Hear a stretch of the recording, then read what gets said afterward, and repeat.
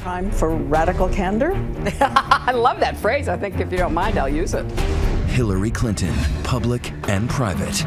On the eve of a new book, her first one-on-one network interview with Diane Sawyer. You're not looking at me thinking, here she is asking these questions. No, because again. I knew you would. I knew you'd have to. Cameras in her Washington home for the first time. Nothing off limits. It matters. Age matters. Well, And what's the truth about what they told her about that health scare? the good news is, the bad news is, Tough, revealing. Because that phrase that keeps getting used, scripted, cautious. I'm done with that. I mean, I'm just done. What she really thinks about President Obama. Why did you lose? What happened on her watch as Secretary of State under attack over Benghazi. What difference at this point does it make? Did you miss the moment to prevent this from happening? Her marriage now, and Monica Lewinsky resurfaces. Monica Lewinsky is back in the news. That's, not something that I spent a lot of time thinking about. Really? And the hardest choice she faces now, is there really any chance she won't run for president? Is the White House yours to lose? The public, the private. Tonight, Hillary Clinton talks about it all. The legacy of Hillary Clinton is... Here now, Diane Sawyer. Good evening and welcome to the interview with former Secretary of State Hillary Clinton. Tonight, probably the most talked about woman in America, about to decide whether to run for president again, and at this moment, heralded as the clear frontrunner over every other likely candidate. As you know, she has been standing center stage in this nation for 20 years, polls showing she's one of the most admired people and powerful, but also polarizing. So we know all of you watching will have an opinion on who she really is, and we expect to be hearing from you throughout the night online. But as we sit down with her now, we begin as she did in her new book, Hard Choices. 6 years ago, the end of the longest primary race in history, and candidate Hillary Clinton has just gone down in a shattering defeat. It was personally painful, a sense of real loss and disappointment. Well, this isn't exactly the party I'd planned, but My mother's crying, and my husband's looking very sad, and my daughter's looking very sad. although we weren't able to shatter that highest, hardest glass ceiling this time, thanks to you, it's got about 18 million cracks in it. And I did feel like I had let people down. Honestly, a lot of women and girls who had invested their hopes in me, but men and boys as well, across the country. That was the heart of the suffering. It was. Depression? No, just a deep Never regret. really? No, that's not how I react. But Hillary Clinton, who had once seemed inevitable, was reeling, bruised, and beaten, as Barack Obama smiled that big smile. Why did you lose? I think because I really didn't have a good strategy for my campaign. I didn't plan it the right way. What do you mean? As a candidate who was already so well known, I don't think I ever said, yes, you may have known me for 8 years, but I don't take anything for granted. I have to earn your support. This is very personal for me. It's not just political. And I think my campaign got into gear, frankly, after I got so badly beaten in Iowa. And I went to New Hampshire and just worked my heart out along with everybody who was supporting me. Too late? I think it was too late. And we now know from her new book that right after the defeat, she sped to a secret meeting with the winner. She was lying down in the back seat of a car, hiding from the press, and she says that first meeting was like an awkward first date. And you had Chardonnay. California Chardonnay. And it was like an awkward first date. Now, obviously, I had known him for several years, but the campaign was so intense. And our staffs and our supporters were really at odds with each other. I don't think we ever felt that way about each other. Oh, yes, you no, did. No, not really, Diane. Hillary, Barack, I did not say anything about Ronald Reagan. You said two things. You talked about admiring Ronald Reagan, and you talked about the ideas of the Republicans. I didn't talk about Ronald Reagan. What can you say to the voters who seem to like Barack Obama more? Well, that hurts my feelings. You're likable enough. Thank you Hillary, so no much. doubt. The book now reveals that in the first meeting between Obama and Clinton, they spoke of lingering resentments. How angry Bill Clinton was at what he thought was the preposterous charge of racism, and how wearing it was for her, the constant attention to her clothes, her appearance. even though at the time she put on a brave face. I admire what Senator Clinton has done for America. Not sure about that coat.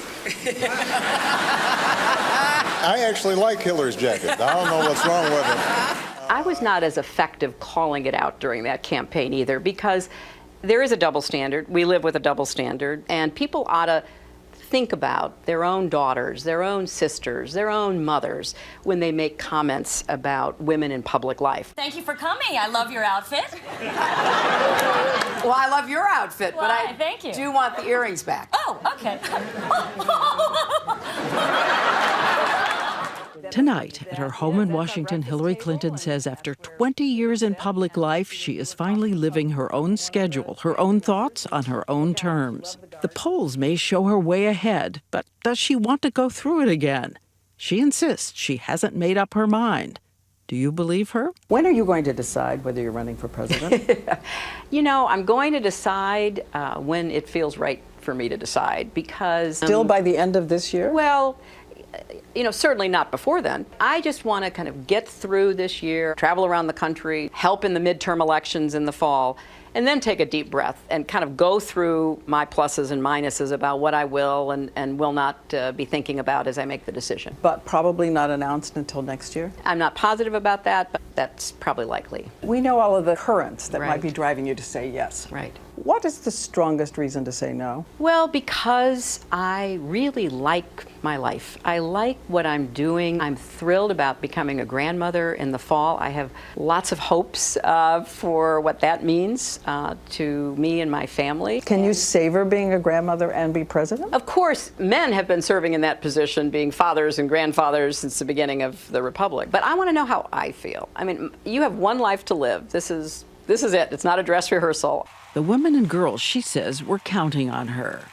Tonight, there is a Ready for Hillary super PAC, which plays Katy Perry's Roar. It has raised $6 million.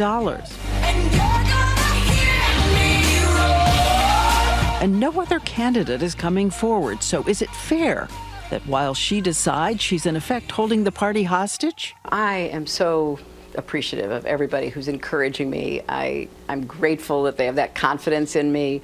But this is a really personal decision. I know it's a personal decision, but if you can do it, do you have to do it? I have to make the decision that's right for me and the country. But and is the I party have to make frozen in place, waiting for you to No, make it? I mean, no. People can do whatever they choose to do on whatever timetable they decide. Barbara Bush has said, enough with the Clintons and the Bushes, the Clintons and the Bushes. Yeah. It's just getting silly, she said. Do you feel some of that? I don't, because this is a democracy. People get to choose their leaders. Is the White House yours to lose?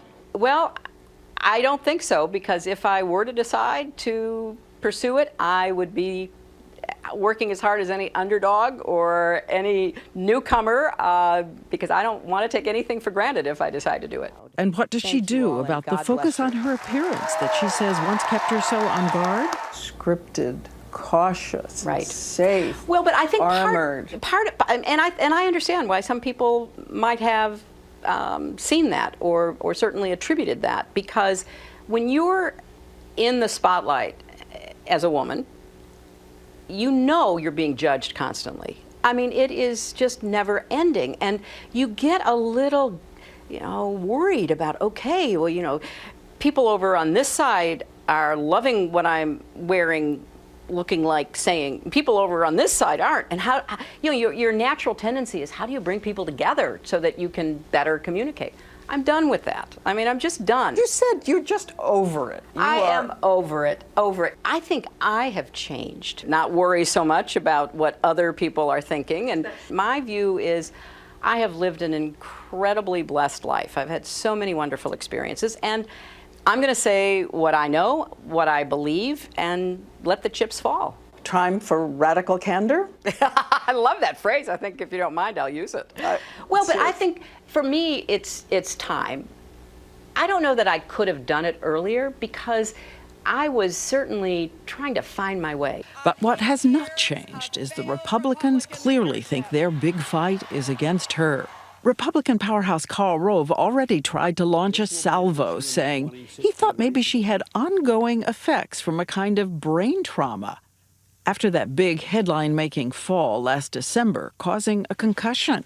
How is your health? It's very good, thank you. How serious was it? It was, I think, a serious concussion. You I had rested. trouble with vision. Because of the force of the fall, I had double vision for a short period of time, and I had some dizziness. Did you have trouble talking? No. She says for a couple of weeks she was dizzy on bed rest and got an MRI for a checkup, and with that, news of a second blow. Well, can I tell you, that was the scary point. I go into the MRI machine, I do that. Then I go into a conference room, and my husband and my daughter and son-in-law are there, and all these doctors. So here's what they say. They say, the good news is the concussion is totally resolving. Like we told you, it's going to be fine. The bad news is you've developed a clot behind your right ear, and you must immediately go to the hospital because we have to immediately put you on blood thinners.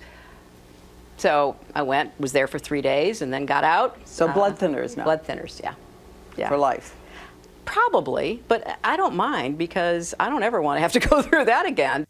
She points out a few weeks after the concussion, we saw her testify before Congress. And once again, she's traveling nonstop around the country. So no lingering effects? No lingering effects. Of any kind? No, nope. You would release your medical records if you ran for president? I would do what other candidates have done, absolutely. And what would you like to say to Karl Rove about your brain? That I know he was called Bush's brain in one of the books written about him, and I wish him well.